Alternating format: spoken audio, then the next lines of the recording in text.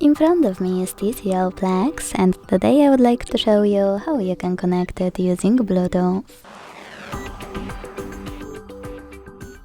Begin by launching Settings and clicking on Network and Connection.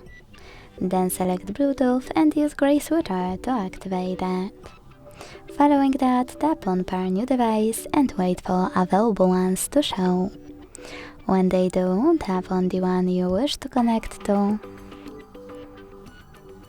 Select Pair in the pop-up and wait for the other device to accept your connection request. As you can see, after that, my devices were successfully connected. Thanks so much for watching. If you enjoyed this video, leave a like, comment and subscribe. Bye!